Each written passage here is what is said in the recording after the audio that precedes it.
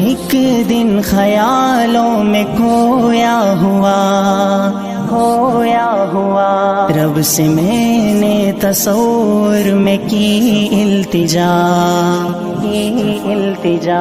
کون ہے تجھ کو پیارا اے میرے خدا مجھ سے میرے خدا نے کہا مصطفیٰ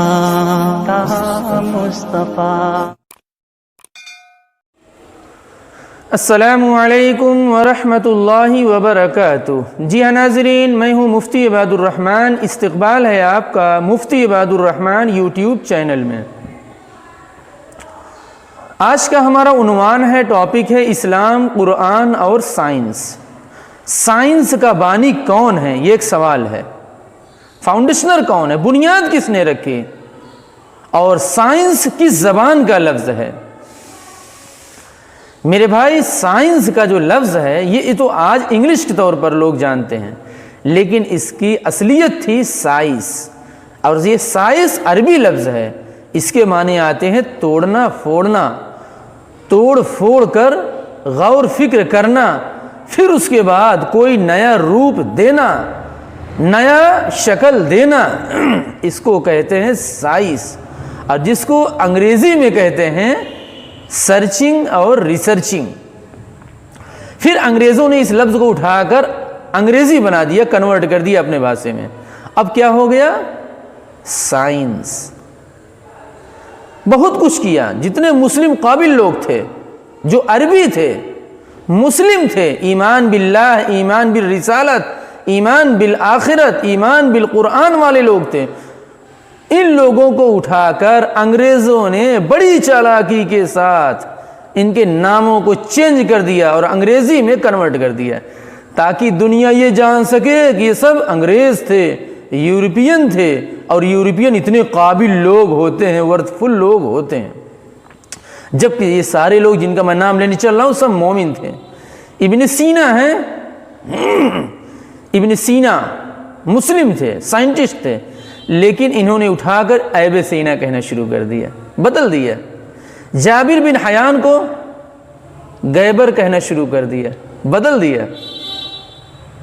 ابن ہیثم کو، کتنے قابل انسان، سائنس کی بنیاد رکھی، ہیزن کہنا شروع کر دیا۔ نعمان بن ثابت، امام ابو حنیفہ کا نام انہوں نے انگریزی میں کیا کر دیا؟ نومن بن ٹاپک۔ بتاؤ کون سمجھ پائے گا؟ سب مسلم قابل لوگ ہیں، اور اٹھا کر اس کو انگریزیہ دیا، انگریزی بنا دیا۔ میرے بھائی، اگر آپ غور کریں گے، نبی صلی اللہ علیہ وسلم، نبی آخر الزماں، لاسٹ میسنجر جناب محمد رسول اللہ صلی اللہ علیہ وسلم کے آنے سے پہلے دنیا اتنی جو ہے ایڈوانس کیوں نہیں تھی؟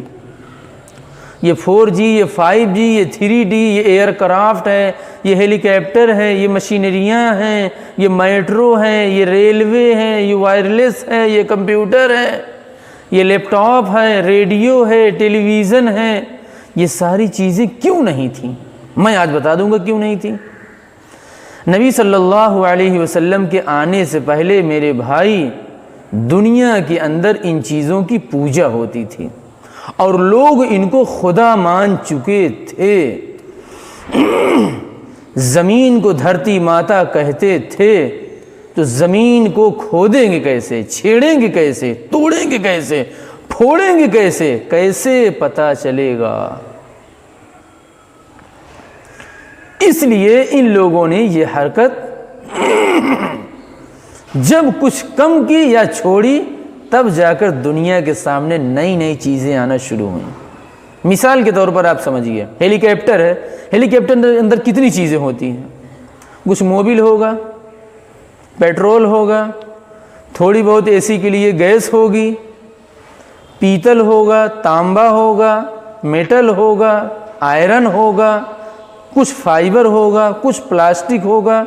یہ ساری چیزیں توڑ پھوڑ کر زمین سے نکالی گئیں، اور پھر اس کے بعد یہ ساری چیزیں جب ایک دوسرے سے جڑیں، تب جا کر ایک نئی چیز بنی۔ اللہ پاک ان چیزوں کو ڈائریکٹ تو نہیں بنائے تھے، اللہ پاک تو را میٹیریل دیتے ہیں، کچا میٹیریل دیتے ہیں، پھر انسان اس کو اپنے حساب سے جوڑ کر ایک نئی چیز بناتے ہیں۔ اور یہ ان سب ساری چیزوں کی پوجا ہوتی تھی. اللہ کے نبی صلی اللہ علیہ وسلم کے آنے سے پہلے لوہا کا پوجا ہوتا تو لوہا کو توڑتے کیسے, اس کو پھوڑتے کیسے؟ تو وشکرما تھا. اسی طریقے سے زمین کی پوجا ہوتی تھی. یہ تو اسلام نے آ کر ثابت کر دیا زمین عبادت کے قابل نہیں ہے, اس کو توڑو پھوڑو بہت ساری چیزیں نکلے گی. تب جا کر دھیرے دھیرے دھیرے دھیرے پیٹرول ہے, ڈیزل ہے, گیس ہے, کیروسین ہے نکلنا شروع ہوا, دریافت ہوا, ڈسکوریاں ہوئیں, انوینشن ہوا, تب پتہ چلا دنیا کو ارے اس کے اندر تو بہت ساری قیمتی قیمتی چیزیں ہیں. ورنہ آج بھی ہمارے اور آپ کے ہاں لکڑی کی ہی لکڑی سے ہی کھانے بنتے. اور اسلام نے آ کر سارا بھانڈا پھوڑ دیا ہے. ان کی خدائی ختم ہو گئی, یہ عبادت کے قابل نہیں ہے. اگر درخت کی پوجا ہوتی میرے بھائی تو فرنیچر, صوفہ, یہ بیڈ, یہ ڈبل بیڈ, یہ ہماری دکانیں پھر اچھی نہ لگتی. کیوں؟ اس لیے کہ جب ان کی پوجا ہوتی تو ان کو چھیڑتا کون؟ تو اسلام نے ثابت کر دیا یہ عبادت کے قابل نہیں. بھلے خدا بیٹھے ہیں, عبادت کے قابل لا الہ الا اللہ, عبادت کے قابل صرف اللہ پاک ہے, اس کے علاوہ کوئی نہیں ہے. یہ ساری چیزیں ہیں, تھنگس ہیں, سامان, اس کو استعمال کرو, اس کو یوز کرو, اس کی عبادت مت کرو. عبادت صرف ایک کی کرو, اپنے اللہ کی, اپنے مالک کی عبادت کرو. یہ اسلام نے آ کر ثابت کیا. میں کسی دن انشاءاللہ مسلم وگیانکوں کا پردرشن بتلاؤں گا, ان کی کیا کیا دریافت ہیں, ایجادات ہیں, ڈسکوریاں ہیں, اور انہوں نے کیا کیا چیزیں لائیں. Invention of Muslims.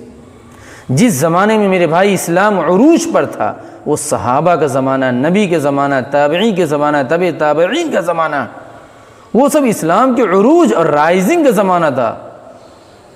اور امریکہ, Berlin, Japan, German, China, Canada, اس وقت خدا کی قسم طلوع بھی نہیں ہوا تھا ایسے. ان کو کوئی جانتا بھی نہیں تھا, سب ڈارکنس میں تھے, اندھیرے میں تھے. اسلام نے آ کر سب کچھ جگایا ہے. ہم لوگوں کا حال یہ ہے کہ ہم انہی کی اولاد ہیں. ہمارے ہاتھ میں قلم نہیں, کوئی تحقیق نہیں, صرف موبائل ہمارے ہاتھ میں ہے. قرآن میں اشارہ ہے ان فی خلق السماوات تفکروا فی اللہ وتفکروا فی خلق اللہ. اللہ کی بنائی ہوئی چیزوں میں غور کرو. جتنا ہی غور کرو گے, تحقیق کرو گے, اتنا ہی آگے بڑھو گے.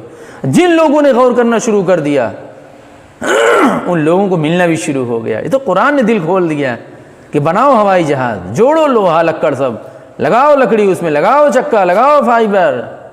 تب لوگوں کو پتہ چل گیا کہ کچھ سے کچھ ہو سکتا ہے. اس لیے میرے بھائی یہ مت سمجھیے سائنس آسمانی چیز ہے, بہت بڑی چیز ہے, ہماری گھر کی چیز ہے, یقیناً بڑی چیز ہے, لیکن وہ ہمارے گھر کی چیز ہے اور ہم اس سے غافل ہیں, نیگلیکٹ کرتے چلے آ رہے ہیں, نظر انداز کرتے چلے آ رہے ہیں.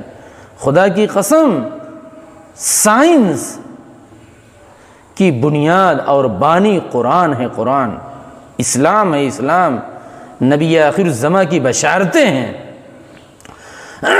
مسلم سائنسدان جتنے تھے سب اللہ والے تھے, سب. ان کا ایمان تھا, ایمان باللہ, ایمان بالرسالت, ایمان بالآخرت. اپنے آپ کو ہلکا نہ سمجھو, سائنس کا بانی سمجھو, معمار سمجھو, میکر سمجھو, بلڈر سمجھو. ٹیکنیکل فیلڈ کے اپنے آپ کو معمار سمجھیں, ہلکا نہ سمجھیں. اور ہم بھی انہی کے نسل کے ہیں لیکن جاہل ہیں. افسوس یہ ہوتا ہے.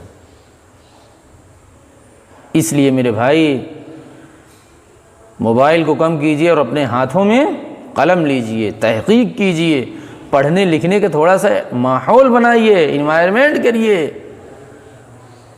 ورنہ ہم کو دنیا یہی مانے گی قرآن ان کے پاس ہے لیکن ٹیکنیک کسی اور کے پاس ہے. جزاک اللہ.